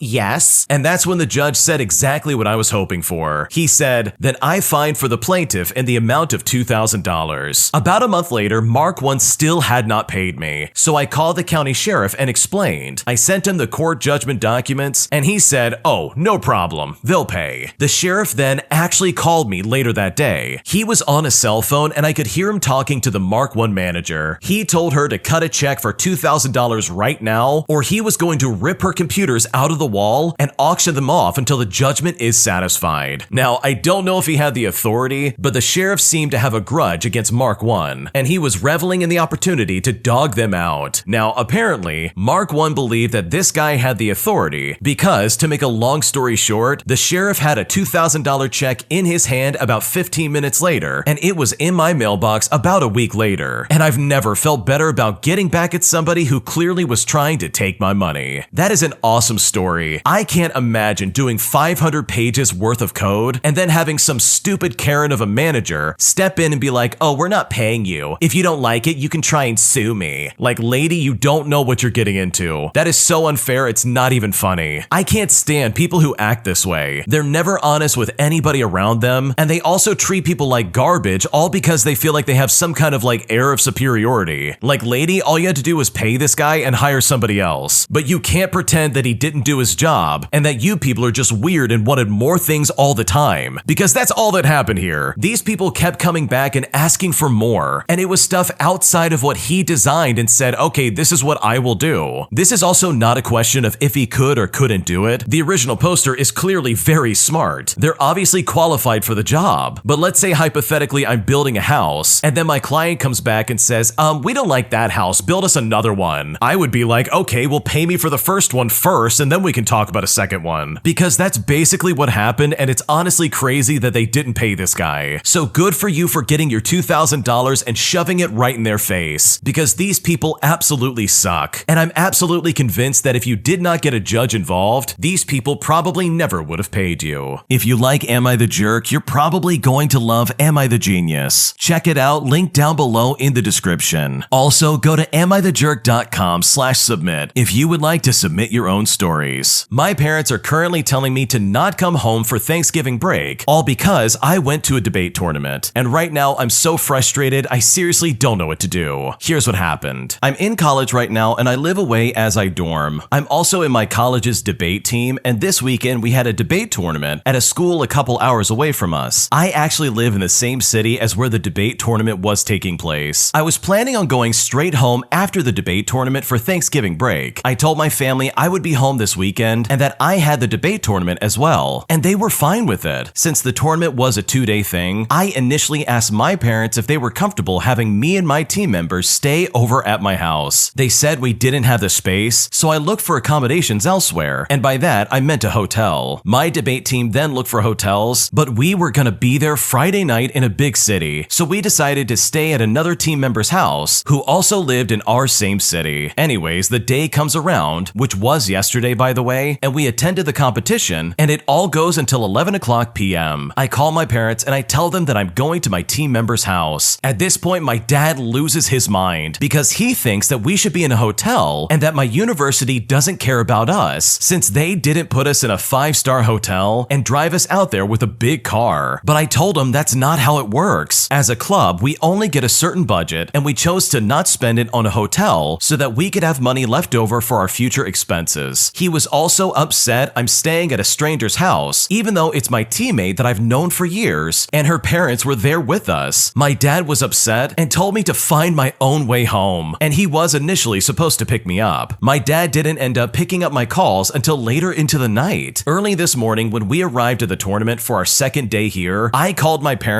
to let them know that I'm safe. My dad angrily told me to quit the debate team and that this would be my final tournament. I told him no, I won't be doing that, and that I didn't do anything wrong last night anyways. In the end, he told me to just go back to my college and to not bother coming home for Thanksgiving. I'm still at the tournament right now, and we leave in a few hours. And honestly, right now I'm wondering, how do I better communicate with my parents on this issue, and should I spend Thanksgiving break at school? What should I do? That is honestly awful. The way your dad and parents are acting is so out of line. Seriously, what are they so mad about? They're first of all pretending like they care about your safety, while also being like, well, now you can't stay with us at all. Spend your Thanksgiving break on campus, see if we care. Also, I'm not gonna pick you up like I said I was going to, bye-bye. Seriously, your parents are awful. And the fact that your dad tried to make you quit the debate team as a 20-year-old adult, that in my opinion is hilarious. This guy has no say over your life anymore. He can't tell you what you can and cannot do, and he can't make you do anything in my opinion. Sure, you can try and honor your parents' wishes as best you can, and try and have some kind of relationship with them, but if that starts to be a detriment towards you and your happiness, then it's time to take a step back. And in this instance, I don't think that would be a terrible idea. Your parents are very much involved in your life, which is awesome, that's really good, but it also seems like they have some kind of weird entitlement over what you can and can't do. Just look at your dad, for example. All jokes aside, he really thought he was entitled to try and make you quit debate team, and that's crazy in my opinion. So you know what? If I was in your shoes, I would honor what they said. I would be like, okay, you want to try and act like that? Fine, I'll go back to campus. I don't need this garbage. Now, if you do that, I think there is a chance he might try to guilt trip you into coming back to his house or some other weird stuff like that. I personally would not be surprised if he tries to do that and tries to spin this against you, all because he said, oh, you're not coming to my house now. Which, by the way, I'm still not clear as to why he's acting like that. It really seems like you were trying to just make things work for both you and your debate team while you're going to this tournament that clearly was very important to you. So honestly, I'm so sorry your parents are acting like this, because honestly, you do not deserve to be treated like that in the slightest. My dad is constantly trying to shove his religion down my throat, and after dealing with this for so many years, I'm finally at a breaking point, and I now don't know what to do. Here's what happened. So I was closer to my dad growing up much more than I am now. My parents divorced in 2005 when I was about 6 or 7 years old, so most of my life with my parents had been back and forth trips on weekends and divided holidays. My mom had custody of me and my brother technically, but there was no separating us from our dad. It was a pretty amicable divorce. We had shared time for years, and it didn't seem to affect our relationship with our parents until I guess when I started high school. My dad used to drink a lot, but I don't remember him as a heavy drinker at all. I just remember him as my dad. Maybe I was too young to notice because my older brother remembers it more than I do. My dad met a woman who did help him sober up more, but also got him on the born-again Christian pipeline, and it completely changed his personality. My dad met this woman when I started high school, who is now his wife. When they first got together, it was fine, but quickly my dad decided to move almost an hour away from our hometown and still expected me and my brother to fulfill the same amount of visits after school and on weekends. Both my brother and I began to hate going back and forth. I remember I used to get so angry because I was constantly trying to do schoolwork on school nights after driving an hour to go see my dad. I was an honors high achiever type that had a lot of homework on his plate, and then he would get annoyed that I was paying more attention to my schoolwork than him. It became a struggle of giving my dad all the attention he wanted rather than what I wanted or needed, and because of this, I started to resent him. I resented that he didn't take me or my brother's time into account. Well, one Christmas, he made us drive an hour through a snowstorm on Christmas Eve, and the storm continued through Christmas Day as we drove home to see our mom's side of the family. My brother had just gotten his license, and I was about 13 or 14 years old. I remember that so vividly because I think that's when I realized his narcissistic tendencies. He changed so much because of his wife. He became almost like a completely different person. He isn't the dad I used to know. And when that started to happen, I also resented his wife, even though it was probably good for him that he was sobering up because of her. But I didn't recognize him anymore. And and I would get into fights with both of them on visits. I hated her for changing him. I didn't feel like I could connect with him anymore. Now, me and my brother were not raised in religion. We were given the choice to choose what we wanted to believe. But once he changed, he began to try to impose all of his beliefs on us. My brother seems to be able to let it roll off his shoulders pretty easily, but for me, it drove me insane. My political beliefs as well are the polar opposite of my dad's. I'm very progressive and he is very conservative. I don't want to get into any debates on here, but I feel like this context is also important to mention because it affected my view of my dad intensely. I didn't want it to, but when it started to involve hate towards women, I felt it personally and it hurt. It's like everything I believe to him is devil worship. It's like he feels the need to save me from myself. With all of this being said, it's very hard for me to understand him, and it's hard for him to understand me. And it would be fine with me if we didn't talk about any of it, but it's like he's a missionary, and he feels like it's his duty to change me and my entire personality. I've had multiple conversations with him about how I don't want to share our beliefs anymore because it does more harm than good. It's like an incessant thing that he feels that he needs to talk to me about. I don't feel much of a connection to him anymore. It feels shallow and artificial, and seeing him feels like an obligation or a chore to me. He is trying to stay connected with me, and I appreciate that he's trying. He is trying to find basis for what we can connect on that doesn't involve religion or politics, but I can barely give him the time of day anymore. I feel guilty about it, but I'm 25 now, and I have so much going on in my life that needs my attention more. I just don't know how to connect with him anymore, and I'm okay with that, but he isn't. He is constantly trying to be in my life, and I do feel horrible about it, but I am so much more comfortable with the distance that I've created between us. Everyone tells me that I should try to stay connected more. Am I doing something wrong by not wanting him super involved in my life? What should I do? Honestly, it really seems like your dad is being super toxic right now. He's trying to force his religion down your throat, and that, in my opinion, is so unacceptable. It would be one thing if it was like an honest and sincere invitation for you to learn about what he believes, but right now it sounds very coercive and very toxic. And I think you're right. It really does seem like he's on a mission to try and save you from yourself, but it's like, buddy, I don't believe the things you believe. Can you please lay off and let your religion be like a personal thing in your life? Why on earth are you trying to impose it on me? When parents or siblings or anybody does that to anybody else, that in my opinion is so far out of line, it's not even funny. People have free will. They can choose to do whatever they want, even if your religion says otherwise. So honestly, with all things considered, I don't blame you for pulling back, and I really don't blame you for being hesitant about coming back into his life, because honestly, the way he's been acting is super toxic, and I would not want that kind of energy in my life in the slightest. My dad constantly body shames me and makes me feel awful, and after dealing with this as his caretaker, I'm now at the point where I'm trying to move out, and I now seriously don't know what to do. Here's what happened. I have been caretaking for my elderly dad as my mom passed away several years ago, and my relationship with my dad has been strained in general because of his narcissism. It is very difficult because I am a people pleaser to a fault, but I have gotten very angry and resentful of the way that he has treated me within the recent months, and quite frankly, over the years. I'm looking to make other arrangements so that I don't need to help him anymore, but in the interim, it's been difficult. He constantly diminishes the amount that I do. He tells me that all I do is make a few meals for him, and it's his way of trying to be in control, and like he can just do it on his own. In reality, I do a lot more than that. He is elderly and has some health issues and mobility issues, and was also used to my mom doing a lot for him. He constantly is gaslighting me into thinking that I'm the problem when I speak up for myself. When he is rude to me and I tell him that he's being rude, he basically tells me that I need professional help, that I'm uncooperative, while also asking why I can't just be sweet towards him, as well as just be loving, and that I just don't do anything for him. Well, today I hit my breaking point. He's very critical of other people's lives at times, but more specifically, he's very critical of me. Today, he was feeling angry about himself in terms of pain he was feeling in his back, and he took it out on me and told me that I'm not gonna like hearing it, but that I need to take some weight off. Mind you, I'm 32 years old, I'm not a child, so I told him that it's totally inappropriate for him to try and control my life as I'm an adult now, and to just be flat out rude. I got upset and I told him that he shouldn't be acting like I'm a kid, and then he responded by saying, well, I shouldn't be acting like one then. He told me that he's a truth teller and that to him, I look like I've gained weight. I'm so tired of being criticized in every single way. It has taken a serious toll on me, and every time this this happens, I feel horrible about myself. He's done things like this before. He always projects his own misery onto the most vulnerable person, which is me. I know that I need to separate myself from him and not help him anymore, which I am desperately trying to make plans to do, but finding a new place has been difficult price-wise. I am looking into caregiving services for him to use when I leave. When I do leave, I feel like I'm likely going to need to take space from him and go low contact or even just no contact altogether. My sister and he are going to Thanksgiving together to my extended family in another state, but I got invited to go to a tailgate and a football game, so I am having Thanksgiving with my friends and her family. I feel like my dad is just going to talk ill about me the entire time when he's one-on-one with my sister. It just makes me feel all around awful about myself, and at this point, I seriously don't know what to do. Honestly, this is such an awful situation. Your dad is being so toxic, there's no other way about it. He's basically taking for granted the fact that you're taking care of him, and he's taking out all of his weird frustrations out on you. And by the way, I'm sure you didn't gain any weight. He's probably just saying the one thing he knows that can hurt your feelings. He's coming after you in a way that he's probably done for a long time. So in my opinion, I don't blame you for getting out of that house. Find a caregiver, move out, and just don't deal with him any longer. Because in my opinion, you should not feel obligated to take care of somebody who treats you so poorly. An entitled Karen falsely claims that I stole her property from her Airbnb. And even though she had no evidence to back up her claim, Airbnb decided to take this entitled Karen's side, leaving us with a fake permanent review. And I've never been more frustrated in my life. Here's what happened. A couple months ago, my now husband hosted a bachelor party. He used our house as it could accommodate all of the groomsmen, and it was close to the places they'd be hitting up. My husband kindly rented me an Airbnb for that night. It was a modest suburban home and perfect for my dogs and me to spend the night. We were one of her first guests, and there were no reviews. But what's the worst that could happen, right? Well, upon arriving, for starters, I noticed 2 outdoor security cameras. There was one out front, catching both the front door and the driveway, and one out the back door into the yard. I thought to myself, awesome. I was cool with these because I thought if anything happened during my trip or even after my stay, they would know it wasn't me. The stay went great. I spent the evening snuggling with the puppies, eating takeout, and vegging out to movies. When the time came to go to bed, I noticed the pillows were these fancy, weird-shaped pillows. I was poking around and found 2 normal human pillows in the closet by the bed. I thought to myself, nice. So I tossed them on the bed and I went to sleep. The next morning, I loaded my dogs in duffel bags, which was visibly floppy from being mostly empty. I left the 2 extra pillows on the bed so she would know to wash the pillowcases. They were under the comforter of the remade bed, but I assumed that she would use her eyeballs when she changed the sheets. I got home and my husband left them a great review. Well, about a week later, my husband gets some concerning notifications from his Airbnb app. This host actually claimed that I stole the 2 normal pillows from the closet and is now charging him $90. She also left a horrible and scathing review so other hosts could see that we steal stuff. My husband assured her that we didn't steal anything. He tells her to check the bed and also her camera so she could see that nothing I left with could possibly contain pillows. She responds that I must have found a way to sneak them out. Again, I'm thinking to myself, what are you talking about? We appealed this to Airbnb, but because they never got the camera footage that the host had, they ruled against us. By this time, we figured we could redeem ourselves by editing our rating of the house to explain this very issue and warn other potential renters that this place is sketchy. But unfortunately, we discovered at that point that we could not change it, because of course we couldn't. And now future hosts will have to worry about us stealing. We paid the $90 and my husband left a comically petty note suggesting that she change her used sheets at some point and that when she does and sees her precious pillows, to send our money back and give us an apology for her awful behavior. Wow, what an entitled Karen. Seriously, that is an awful way to do business. I can't believe that someone would seriously act that way and accuse you, out of nowhere mind you, for stealing something from their house. It's also insane to me that she could get away with this without any kind of evidence. Literally, she just said, wow, they stole from me. And Airbnb is just sitting there like, yeah, you're right. They clearly stole from you. Don't send us any camera footage to, I don't know, validate your claim in any kind of way. We're just gonna believe you instead and assume you're not lying through your teeth. Like seriously, this system is so messed up. Like what happened to due process or proving your case? Why would you automatically assume the host is telling the truth when there's no evidence to back up anything they're claiming? So that truly is a shame that you didn't have any justice in this situation. situation, because this entitled Karen of a host was clearly lying through their teeth. They saw that their pillows were misplaced, so they took that opportunity to try and act like you stole it. That is such a toxic thing to do, and that entitled Karen is a massive jerk. If you like Am I the Jerk, you're probably going to love Am I the Genius. Check it out, link down below in the description. Also, go to AmITheJerk.com/submit if you would like to submit your own stories. My entitled mother has this weird habit where she will invite herself over to my apartment just to spend the night. And after dealing with this for so many years, I'm finally at my breaking point. And at this point, I seriously don't know what to do. Here's what happened. So I moved out when I graduated college to work at the Capitol 2 hours away from my mom's house. I've moved 3 times now, and each time I move into a new place, she goes out of her way to come up with some excuse just so she can spend the night there. Long weekends, holidays, vacations, it's always the same. She says to me, "Let's spend the night at your apartment." It doesn't matter if my contract says I can't have people spend the night. It doesn't matter if it's a 1-bedroom apartment. It doesn't even matter if I have roommates. She just decides it's fine to impose on my living space and, of course, drag my older brother along, making my situation even more inconvenient. I only have one twin-size bed, but she always has a solution. She has an air mattress, which can barely accommodate 2 grown men, or my obese mother and one of us, while the other takes my bed. No space in my bedroom? Not a problem. They will sleep in the middle of the living room, inconveniencing everyone else in the apartment. Each time I've shut down the idea, but she will find any and every excuse to demand again. She doesn't even ask if it's okay. She just asks me, "We can spend the night at your new place," and doesn't even say anything about the sleeping arrangements, as if it's only natural that she's staying at my place, whether I like it or not. She has done this more than 10 times since I first moved to an apartment. It's one of the main reasons I've never given her any gate access or keys to my apartments. I currently have a roommate whom she knows personally and didn't even think that maybe she should ask for permission from the 2 people living there. This isn't the only thing she does in terms of not respecting my boundaries. There are times I drive her places, and if a friend says they need someone to drive them home, she will just speak up and say, "Oh, my son can drive you home. He brought me here, so it's fine." And then I look like a complete jerk after I had to let the person down easily and tell them that no, I actually can't drive them because I have other things to do, or I simply never agreed to that. I've talked to her about respecting my boundaries, and she either gets mad at me because she's my mother, or she cries that she's losing her son because I told her no. I'm losing my mind. It feels like I have to remind her that I'm an independent person, and she can't make any decisions for me. And the few times she understands she needs to respect my boundaries, she only accepts that specific boundary that specific time. It's like her brain can't comprehend that when I say she needs to respect my boundaries, it applies to all of my boundaries, not just that specific time. I honestly need to figure out how to get through her thick skull, because at this point, I seriously don't know what to do. Yeah, I can understand where you're getting frustrated here. It seems like your mom is just completely walking over your boundaries. Like she just assumes because you're her son, she can show up whenever she wants and just inconvenience literally everybody in the house, whether it's just you or your roommates. I know if I was your roommate, I would be very annoyed. Suddenly your mom's here taking up the entire living room? Like seriously, could you at least ask me first? Your mom seems incredibly inconsiderate in that way, because she's not thinking about anybody else, but instead it's almost like she's idolizing some version of you that you simply are not anymore. For context, the original poster is 32 years old, and I bet what's going on here is that the mom still sees you as her little boy, which I'm sure is endearing in some kind of way on her part, but the reality is that it's really annoying for you. You have your own place to stay in. You have a job, you're trying to make ends meet, but she's constantly trying to come in and basically invade your space. And that's really annoying. That would really frustrate me as well. So I think just learning to say no and really putting your foot down and saying, "Hey, I can't have you come over whenever you want," or at least really determining and saying, "No, you cannot cross this boundary with me." Doing something along those lines I think will go a long way, because eventually and hopefully she will get the picture that no, she can't just show up whenever she wants. And if she does show up, she has to either get a hotel or at least ask first before coming over. Like, I don't know about you, but if I'm visiting somebody, I would rather stay in a hotel room than sleep on some stupid air mattress in the middle of their living room. So hopefully all of this can get worked out in some kind of way where your mom is understanding of what you do and don't want her to do. Because right now it really seems like she's not considering how you feel about this at all. And hopefully that can change sooner than later. My fiance's best friend copies everything that we do. And after dealing with this for so long, it's honestly getting exhausting, and I now now don't know what to do. Here's what happened. I want to start off by saying that overall, I'm feeling a bit frustrated, confused, and like I have no one to talk to about this. My fiance has a lifelong best friend. They work at the same office, they have extremely similar college majors, and their best friend's apartment is in the same building as our apartment. Before I met my fiance, he and the best friend were roommates in the first unit. Then my fiance and I moved into a different unit to begin our lives together, and I'm currently struggling that his best friend seems to copy everything that we do. We moved in together, and he tried to move his girlfriend of 1 month in with him. We got a realtor to look at houses, and the very next day, he also had a realtor, and they were touring some houses. We arranged a meeting with a mobile homes dealer, and he booked an appointment for the same day 30 minutes before us, which resulted in our appointment being rescheduled. We thought about getting a duplex, and he toured a duplex that week. We offered on a beautiful house, and he offered on a house a few weeks later. My fiance and I also enjoy hiking, so now the best friend is trying to get his girlfriend to go hiking as well. My fiance proposed and we celebrated, and then this guy buys his girlfriend an engagement ring. We then took a break from house hunting and paid a massive chunk of my fiance's student debt off. As soon as he told his best friend, he paid off even more of his student debt than we did. Finally, last night we decorated for Christmas. My fiance was super proud of our festive home and sent some pictures over to the best friend. Well, this afternoon, his girlfriend came over to help him decorate the apartment today. In the past, he only ever put up a mini Christmas tree in his room, so this really seems out of character. In the end, I know I can't control what this person does, but I can't help but be a little concerned and a bit discouraged by the constant copying. The best friend also makes jokes that when we have a kid, he'll have a kid with his girlfriend so they can be best friends. Perhaps it is just a joke, but the track record suggests otherwise, and I really don't want our decision to have a child to impact someone else's life like that. Overall, I don't want the life we lead to influence the path his best friend takes. I want the best for all of us, and I would appreciate some perspective, even if it's just that I shouldn't care or think about it. What should I do? I think what I'm gonna say is probably not gonna be useful like in the slightest, but I seriously don't think there's anything you can do about this. It really seems like the best friend wants to stay in your fiance's life for as long as possible. They are clearly really good friends, and it sounds like he wants to emulate your life because he probably looks up to you in some kind of way. And let me try to dispel your fears. This guy would have to be actually insane to try and set up having a kid at the same time as you and your fiance. Like, that's a hard line in the sand that I just don't think he would ever try to cross. But when it comes to him decorating at the same time as you guys, or even looking for a house at the same time or paying off student debt, there is unfortunately not much you can do other than just not tell him what your plans are. Because it sounds like once he finds out about what you're doing, he then says, oh, I'm gonna do that too. And honestly, with all things considered, I don't think this is any kind of like deal-breaking situation in my opinion. Sure, he's literally copying everything about what you guys are doing right now, but I really just can't see him doing that in the long run. Now, if this guy was doing this for like several years and was like obnoxiously following everything that you guys are doing, that would be really creepy, and I'd be like, yeah, let's move and get out of here. There's no way I'm putting up with that for another year. But for now, it seems like this might be just like a temporary thing, because maybe he's just excited for you and your fiance. And also, when it comes to you influencing his life choices, I think you've really got to take a step back here. This best friend is 100% in control of his own life, and if he really chooses to follow in you and your fiance's footsteps, then he can try and do that. But those footsteps, no matter what, are still his to make. You are not responsible for anything he does or doesn't do in his life, even if he is trying to copy you. And there's no way he could try to blame that on you, because it's not like you're telling him to do that. It's not like you scripted out everything that he should do. This guy's just straight up copying you and your fiance. So I know if I was in your shoes, I would choose just to ignore it. I would take it as a sign of flattery that my life is clearly so important that they want to emulate it, and then I would just leave it at that and move forward with my life. Because honestly, who cares what this best friend thinks? He doesn't control what you and your fiance do, and if he really wants to try and follow in your footsteps and copy everything that you're doing, then honestly, so be it. You're not responsible for it, and in the end, if he does end up messing up, then all the blame will squarely land on his shoulders. Am I the jerk for telling my friend's boyfriend that he shouldn't have been allowed to eat any of our food after he didn't contribute anything to our meal that we planned out as friends? Here's what happened. So some friends and I decided to do the trend where we have a dinner and everybody brings a food that starts with the first letter of their name. There's one friend of ours that's a bit of a moocher. Whenever we go out, she never pays for stuff. Whether it's the dinner bill or tickets for the movies, we always end up paying for her. But but everybody accepted this and doesn't really have an issue with it. However, recently it's become worse. She's been dating this guy for a couple of months, and she brings him everywhere with her, even when he's not invited. So now we have to pay for 2 people instead of 1. Also, I feel like I have to say that they have jobs. They're not struggling. It would be different if they were broke, and then of course I wouldn't mind. But yeah, we had the dinner last night and everybody brought food and put a lot of effort into it. These 2, however, showed up with absolutely nothing. Not even a bottle of soda. We were annoyed, but nobody said anything. It wasn't until the end of the night when they were leaving that I cracked just a little bit. The friend's boyfriend was taking home all of the barbecue ribs that were left over. I repeat, he was taking all of it, and it was a lot. Like, come on, be considerate at least. He emptied the entire tray of ribs into a container, and that's when I politely asked him. I said, "Can you not take all of it? The others might want some as well." He then got all defensive and said to me, "Why are you treating me like I'm stealing all the food?" I clarified that I never said such a thing and that I only asked that he didn't take all of the food. He then got angry, plopped the ribs back, and said, "Fine, I don't need your food." To which I replied by saying, "It kinda seems like you do, and to be honest, you shouldn't have eaten at all since you didn't contribute again as usual." Then my friend came, took him, and just left without saying anything. And now, apparently she's angry with us, but mostly me. Most of my friend group doesn't think that I did anything wrong, but there are a couple who are saying that I shouldn't have said anything. The thing is that I didn't even say anything to my friend because I don't mind that she doesn't contribute. Her boyfriend, though, was really irritating me. He eats the most food but doesn't contribute. He drinks the most alcohol but again, doesn't contribute or do anything. He'll also order really expensive meals and then doesn't pay anything towards the bill. I guess I got a bit annoyed and I just finally snapped at him. I tried to call her up to clarify that I don't have any issue with her, but she is currently ignoring me. And at this point, I'm wondering if I'm the jerk and if I should have just left this all alone. Yeah, this is one of those situations where someone was very blatantly mooching off the group, and they know that they're mooching off the group, but as soon as somebody vocalizes that, suddenly it's a problem. Suddenly, just like this boyfriend, they're gonna get so defensive and be like, wow, now I'm not gonna take any of it. And this is all because you're like, hey, could you not take all of it? Like, are you kidding me right now? Which really is not that big of a request. Like, if you want to take some, sure, but taking all of it seems really selfish. And couple that with the fact that the girlfriend doesn't even pay for her stuff either. And it really seems like there's some kind of trend going on where these people feel like they can just take whatever they want whenever they want. And that, in my opinion, is so inappropriate and not okay. So I think you're completely justified to call him out. It seems like he's only there to get free food, all because his girlfriend also gets free food. And while we're on that topic, that female friend had better start getting their act together. Like, seriously, why are they acting like they have no money or never even making an attempt to pay for stuff when they know they can? They work, they both have jobs. It's not like they're struggling or anything like that. Instead, it really seems like they're just taking advantage of their friend's generosity and they're saying, oh, free food? Yeah, count me in, let's do that. Like, I'm really surprised your friends, especially in these unique scenarios, are allowing her and now her boyfriend to act this way. That seems really counterintuitive to the group as a whole, and I would be really frustrated if I was in that situation. Like, if this happened like maybe once or twice, I would be understanding and be like, yeah, sure, come along and eat and I'll spot the bill or whatever. But it sounds like this keeps happening, and at that point, it really leads me to believe that she's just taking advantage of your situation. So I really think you were in the right to call him out because he was going to take all of the extra food that nobody ate. And the fact that he did that all without even asking first, in my opinion, is like icing on the cake because it flat out proves how entitled these people really are. And I do not blame you for confronting him about this subject. An entitled customer gets incredibly picky, refusing to take no for an answer and all around causing massive problems and headaches for me. So I decide to maliciously comply and look for the very thing he kept asking for, wasting his time in the process and showing him outright just how annoying he truly was being. Here's what happened. So where I work, we register cars and issue plates according to what we have in stock. It's a common question for people to come in and ask for specific number tags. And normally, if I have anything applicable, I'll try and accommodate as best as I can. Well, cue the entitled customer as they come in. He hands me his paperwork for his car and a temporary tag. He then asks me for a plate with very specific numbers. I say to him, okay, I just restocked and I'm 99% sure I don't have those specific numbers. And of course, instead of accepting what I just said, the entitled customer wants me to check to see if we have those numbers. But I say to him, no, we go by what we have in stock. I told him he could go check up and down with all of my coworkers just to see if they have any of those numbers, but it's slim pickings that anyone is going to to have the exact number plate in their drawer. Eventually, he quiets down while I work his paperwork up. He then says to me, "Are you sure you don't have those numbers? Even if it's not the exact sequence, I just want those numbers." I say to him, "Sir, I can assure you, I do not have those specific numbers. Please go ahead and sign here." But this guy was not taking no for an answer. He said to me, "Yeah, but it's just an important number for me. Are you sure you can't check?" I said to him, "I just restocked my drawer. I don't have those numbers." Thankfully, he says okay, and I finish up the paperwork and start typing. I get to the very end and I tell him what his total is. I tell him that we take cash, card, check, or money order, and I stated that the plate is already picked out. He then says to me, "Okay, but are you sure you don't have those numbers?" Now, at this point, I'm just fed up. I've been lenient with the 5 times that this guy has asked me. So he really wants me to search and find it? Okay, fine. I pop open my drawer and I go through the first rack of plates. This is a pretty hefty stack, enough to make a solid thump on my desk. I look at him and I say, "Okay, let's take a look. How about it?" He then tries to backpedal. He says to me, "Oh no, you don't need to." But I say to him, "Oh no, I insist." I go through them one by one, and wouldn't you guess it, I couldn't find a single one with those specific numbers. Now, by the time I'm done, the entitled customer is saying, "Okay, I'm ready to pay." But I completely turned Billy Mays here, and I said to him, "Oh, but wait, sir, there's more." And it was right then that I grabbed a second stack of plates. Now, the entitled customer in question eventually got the hint that I didn't have a specific plate because he ended up paying and left saying that it was a cultural thing for good luck. I kind of felt like a bit of a jerk there, but I am not an Etsy artist, meaning that I do not do custom orders. What we have is what we have, and hopefully this guy remembers that the next time he tries to be picky. Yeah, that customer was being super obnoxious. There is no reason for them to be acting like, "Oh, can you just check in the back?" Buddy, there is no back. If I tell you we don't have it, we don't have it. And I think this might be something that's like in common with working customer service. It seems like people are like, "Oh man, you're hiding out on the good deals, right? If I keep asking and make you go to the back of the store or whatever, maybe then I can say, well, at least I tried." Like, wouldn't the customer know exactly what they do and don't have? How can you honestly be that dense where you just don't get it? So honestly, I think it's really funny that you decided to be really petty there, because that guy was really just not getting it. And honestly, he has no one to blame for his stupidity except for himself. My entitled boss, who is a Karen, forced my entire office to travel over 2 hours every single day just to make it to our new location for work. And she only did this so she could cut cost. But after dealing with this for so many months, I finally decided that enough was enough. So I decided to start a rebellion with all of my coworkers, forcing my entitled Karen of a boss to see how wrong they truly were. Here's what happened. So I worked for a large international accounting firm with offices all over the country. Our boss, who is the Karen of this story, was well liked until she became the boss. A smiling assassin type who only cared about her position and looking good in front of the higher ups. All about the numbers, even if what we had to do to get to those numbers didn't make any sense. So with that bit of background out of the way, here's what happened. My team had about 12 people, and we were primarily based in the London office, but once a week, per my contact and everyone else's, we were required to work in a remote office ages away from London. This place was miserable. A building in the middle of nowhere, one tiny corner shop for snacks, and it was next to a motorway. The nearest place to eat was a 15-minute drive away. We all hated it, but on the bright side, it was only once a week. Anyways, when our boss got promoted, her sole life mission was to cut cost. Everything from stopping overtime to telling us we had no stationary budget for pens and that we had to just take from other team stores, all the way to allowing only one meal on social drinks, and then making comments at the meal when someone chose theirs to be a more expensive option. She would seriously say stuff like, "Are you really choosing that? It's so expensive. I'm not sure we're gonna have enough money in the budget for that." Now, this is considering all other teams went for large fancy dinners all the time, and they also had unlimited drinks and so many other perks. At one point, she actually decided that the miserable location should be our primary office, and she wanted us to all go there 4 days a week instead of 1. All but one of our team members were living in London. This meant for me, I had a 2.5-hour journey one way instead of 1 hour. And let me tell you, after a few months, this really took its toll. The assistant manager, who's a friend of mine, told me she said in passing to him that this office was less of a cost on our team budget than the London office. So seriously, what a shock, am I right? Well, I decided to speak to HR and see what my options are. Maybe get some kind of exception. Well, it turns out we had a policy that anything over your normal travel hours to the closest office location to your home could be used as your working hours. So the extra 1.5 hours each way would then be considered working hours. So I could arrive at 10:30 instead of 9 a.m. and leave at 4 instead of 5:30. Also, if trains and things were delayed or canceled, that would also be included in working hours. This happened often, as this place was in the middle of nowhere and there were infrequent trains that came along. So I was often arriving at 11:30. I forwarded the emails with HR to her and explained how I would be complying with this policy. Now, the entitled Karen agreed, but tried in a meeting to tell me this was an exception for me and to not tell anyone else about it. Well, guess what? I ended up ignoring her and telling literally everybody else about this. And you know what? We all began complying with the policy. This meant we spent less time in the office and productivity eventually dwindled. She mentioned this a lot in meetings. I would often respectfully point out that it didn't make sense to force us to travel to this office and it's only having negative effects. And I was the main one speaking up about this. At some point, maybe a few months later, she told me I could go 5 days in the London office, but again, this was a special arrangement for me, while also saying that she appreciated me and was making accommodations only for me. She also said she would tell everyone I had special circumstances that allowed me this arrangement and to keep our conversation confidential. I honestly think she just got fed up with me pointing out how our productivity is lower, only because she made us travel there 4 days a week. Of course I complied, but the team honestly noticed that I wasn't with them, and let's just say it caused a bit of a riot. I didn't say anything, but they all figured it out themselves that there were no special circumstances going on for me. Slowly but surely, one after the other, my colleagues started joining me in London, getting their own special arrangements with my manager, and at some point, the majority of the people were in London. Eventually, it was just her and the only other colleague at this office, while we were all in London. We all had a good chuckle about when she would cave, and it honestly took a good few weeks to make that happen. Then we got the email that our permanent location going forward would be London, and that would be 5 days a week. And the one local employee to that terrible office would work from home and come in once a month. It may have happened anyways, but I like to think that me speaking to HR and finding that policy at least had a hand in getting us moved back to London. As for the Karen, I could go on about so many stories with her, but I did eventually leave for reasons directly related to her. Unfortunately, she is still in the same position at that company. I do, however, enjoy seeing her checking my LinkedIn profile from time to time and hopefully noticing that since I left, I have gone from a junior position all the way up to the same position as her. Yeah, that's a really selfish thing to do to your team. Literally, she's like, okay, we're gonna cut cost, so I'm gonna make all of you travel hours every single day just to get to work. Like seriously, people are more than just numbers. You need to look at this logistically and think, okay, will this be a nightmare for everybody involved? Because guess what? If you make people travel over an hour to go to a location that they definitely did not need to go to, then there's gonna be problems in the workplace. Like this entitled Karen was only thinking about her bonus at the end of the year. So good for the original poster for speaking up, because the way they were being treated as well as their coworkers were being treated is honestly so disgusting, and they did not deserve that in the slightest. If you like Am I the Jerk, you're probably going to love Am I the Genius. Check it out, link down below in the description. Also, go to amithejerk.com/submit if you would like to submit your own stories. My girlfriend's house is completely unlivable, but now that she's living with me 24/7, we are now being challenged by getting into an argument just about every single day. And after dealing with this for so long, I'm now worried that this could affect our relationship permanently. And at this point, I don't know what to do. Here's what happened. So my girlfriend and I are in the midst of our second year of university after doing our first year abroad, which is where we met. We sorted out our housing situation for the following year without being able to vet our apartments or roommates. In other words, it was a complete gamble. Thankfully, I got extremely lucky as I had a longtime friend already living on the main campus. My family also has more financial wiggle room, so I'm able to afford a 2-bedroom with just me and him. I have a cozy, furnished apartment with a pretty chill roommate. Needless to say, I'm extremely grateful for my situation. My girlfriend, on the other hand, was a lot less fortunate. She ended up having to sign a year-long lease with 4 other girls that she had only met a month prior. The house turned out to be old and decrepit with a negligent landlord. One of the girls turned out to be an absolute pig who feels entitled to make the entire house her personal mess. Her boyfriend is constantly over, clogging the toilet, and just generally being disrespectful. Did I mention she takes any criticism personally and gets defensive? Which is just all around joyous. Every single one of the other other girls has had a mental breakdown purely from living there. The house is dusty, poorly maintained, and it's been very difficult for my girlfriend to feel at home in her little nook of a room. This has been a consistent problem, so my girlfriend is at my place a lot sleeping over, sometimes for a week at a time. Currently, it's even worse. The hot water has stopped working, and the landlord is taking absolutely forever to fix it. All 5 of them are either living with their boyfriends or back in their hometowns until it gets fixed, because it is just so miserable living there. Like, it's a borderline human rights violation. The water is straight up brown. Naturally, she is living with me, as my roommate is understanding of her situation, and she's extremely respectful, even offering to clean and cook dinner on occasion. I should add that during our first year, she essentially lived with me as well. She had a roommate that made her uncomfortable, and we were more than willing to constantly be in each other's presence, so she eventually moved all of her stuff into my dorm room. We would chat all the time. The constant access to intimacy was good, and we got into very few arguments. We did, however, need occasional alone time, and she would escape to her room just for that. I mean, it's just not feasible to spend 24/7 together in one room. Even married couples don't do that. In this instance, though, things are a bit different. She's a 20-minute walk from her place, so she's often too tired to leave if she wants alone time. She also has to bring a big bag of her stuff back and forth in case she sleeps here. And even if she did go to her place right now, it is so unlivable that it's actually impractical to even be there. It's not like she would be able to chill there until she falls asleep or anything. She has to walk back if she wants to wash her face or brush her teeth, as well as cook literally any food or even wash her hands after using the bathroom. It's honestly ridiculous. Nowadays, she is basically getting cabin fever at my place. As school stress picks up, the frequency of our arguments is increasing. Also, for a variety of reasons, not just this, our collective mental health is in the gutter. So, on many days, we just take our ADHD medication and sit silently, doing schoolwork or scrolling on our phones, not even talking or joking around for long stretches of time. It isn't driving us completely insane. We just wish that there was an easy way for us to get alone time while also being in a comfortable space. She had a really rough day today, and I'm not sure my constant presence was helping. I don't take it personally, as we've all been there. It just seems like there's no real solution because it's not immediately obvious that her living situation will get much better. We love each other a lot, but it kind of just feels like we're roommates who occasionally spend time together and get into mini arguments once every day or two. What I just described sounds like a 20th anniversary situation and not a 1-year anniversary situation instead. Our brains are not developed enough for this. So what do we do? How do we manage this? I am a tad worried that the health of our relationship might continue to suffer unless we find some kind of solution. What should I do? It kind of sounds like the both of you need to get out of the house. You need to find something to do outside of your apartment just so both of you can have some downtime outside of that space. It really does sound like you're both getting cabin fever and like you're both like spending all the time together, so of course you're gonna have arguments. Like that would happen with literally anybody. I don't care who you are. So sure, there is a space for her to have alone time of some kind, but also the both of you need to get out and do something besides staying at home. For example, you could study in the library instead of staying at home, or you could find some kind of like club you can join and participate in that outside of school just so you can have some other place to go to that isn't school, home, or work. Like I really think that would be valuable for like your own mental health. So hopefully this will all work out, because honestly, this would be a horrible way for your relationship to fall apart. My dad is on a tirade because I want to have Thanksgiving with my mom and her family, and right now he's treating me like garbage and saying horrible lies about me to his extended family, all because I don't want to have Thanksgiving with him. And at this point, I seriously don't know what to do. Here's what happened. To start things off, I'm an 18-year-old male, and I just graduated from high school this June. My parents got divorced beginning of last year, and I've been split on a week-by-week basis, switching off between them. It has been very rocky and probably the worst year of my life. My relationship with my mom is good, but she and I have a few issues, but we are generally good. As for my father, he's done a lot to screw over my life recently. For context, he's always been unsure, but I knew he was showing his true colors when college applications came around. I make short films. I write 24/7 and I act. I literally do all of it. My whole life, I've wanted nothing more than to be in the film industry. My parents have known this and been supportive. But when I finally got accepted into my dream film school, I was planning things out to go and found out my dad spent all my college money on a trailer. He tends to be a compulsive buyer when he's upset, and the divorce sent him off to spend $100,000 on a trailer. That money could have paid my whole college and enough for me to live on my own for months if not longer, and most of that money was for my college. Then he did the same thing with my car money and bought a motorcycle for himself instead. In the past year and a half, he's only used both of them less than 5 times. He doesn't cook for us and gives us cheap microwave meals to eat, but will then cook himself big protein-filled meals, which simply doesn't help, and he's great at manipulation and scare tactics from his old job. Well, fast forward to now, and Thanksgiving is right around the corner. This morning we were at my mom's, and today is the day we switch over to our dad's. Mind you, I'm 18 years old, and my brother is 21 years old, so we don't have to go to either place, but I appreciate both of my parents even still. So this morning, we texted our dad that we wanted to have Thanksgiving with our mom and her family, because it just makes more sense. With our dad, we can choose any day this week to enjoy a dinner and our time together, since it is just us 3. With our mom's family, it would take lots of planning to get everyone's schedules aligned, but my dad, upon seeing this text message, sent me an angry emoji face, and then went on to write a paragraph about how he'd planned the whole thing. He in fact did not tell us a single detail about Thanksgiving, and never even asked what we wanted, so we were just completely in the dark. I explained to him any other night works fine, and he responded, "No, I'll cancel everything. Do what you want," which is very passive-aggressive. Tonight, I overheard him on the phone with his long-distance girlfriend, who's still married to her husband, mind you, and my dad was letting loose to her. He goes off on my mother and her family, and on my brother and myself. He calls them horrible names, especially my mother. He lies about many more things, and how we don't have any respect. He said that I just sit on the computer doing nothing all day, despite the fact that my work is freelance work, and all my editing, animating, and writing is done on the computer. He also refers to what I do on the computer as me being lazy. He says that we screwed him over and that we just don't care, claiming that we get all of this from our mom. He then lies to her and says he planned the whole thing and told us, and we rejected that and said that we are doing our own thing. But that's not even the worst of it. He said even though I offered another day, he wants to say to us, "No, you guys keep your stupid, awful microwave meals I buy, and you can go have a meal with your mother and everyone else. I'm not gonna go out of my way and do anything else for you guys when you didn't plan anything anyways." Then he goes on to say he's let us live under his roof for free and buys us everything. For the record, we do all the chores and upkeep here, and he only buys us groceries. Ever since the divorce, even when I was 17, he forced my mother to buy clothing, school supplies, and a lot more. There is so much more, and I've rambled already for so long, but I really just need some advice. What am I supposed to do about him and everything he said about me? I'm not exactly in the position to move out on my own, especially without a car, because he used my car money to buy something else. I just have no clue what to do. I mean, do I even confront him? Do I keep it in until I can somehow move out? He doesn't handle confrontation well. He just gets incredibly angry, and his imposing figure doesn't help. What should I do? So in my opinion, if I was in your shoes, I would be silently finding a way to move out and get away from him. Now, I'm not saying that's what you should do. I think you need to weigh your options and figure out what's best for you in your situation. I mean, there's a lot of nuance going on here that I can't possibly understand. But just from the surface level of what you've described, I would be looking around to friends and other family members, or even extended family members that I know I can trust, and be like, "Hey, can I move in with you?" And then just straight up explain the situation. But in my opinion, based on the way your dad acts and the way he just doesn't handle confrontation, I think approaching him and having any kind of conversation would be a horrible idea. This guy seems like a hothead. It seems like he's just trying to find ways to get back at your mother because he clearly doesn't like her, and I'm willing to bet he's the reason why his marriage fell apart. I would also, depending on how I feel about my mom in this scenario, go to her and be like, "Hey, can I move in with you for a while until I at least have some like full-time work that can get me a paycheck so that I can have my own apartment and all this other stuff?" Don't get me wrong, I get that you're doing freelance work and all this other stuff, but typically I'm willing to guess that your work is probably very low pay since you're so young, so it's not like you're making a significant amount to try and support yourself. So I know if I was in your scenario, I would look to my mom or somebody else to try and get out, because your dad sounds incredibly toxic, and there's no way in the world I would ever want to put up with that if I was in your shoes. Today, I messed up by leaving my friend at a gas station during a road trip, and now, as a result, my friend is refusing to talk to me, and now I seriously don't know what to do. Here's what happened. Okay, for starters, I'm a 21-year-old male, and I have 2 friends. We'll call them Jake Jake and Rick for this story just to protect their privacy. We were planning a road trip down to the southeast for months, and a week ago we finally did it until things went horribly wrong. The first 2 days go by smoothly. We all take turns driving and we're having a great time chatting. We're stopping by various tourist destinations and seeing lots of cool things. In order to maximize the amount of time we're actually doing fun stuff or making progress on the drive, we made a rule to limit all stops for bathroom or food to 10 minutes or less.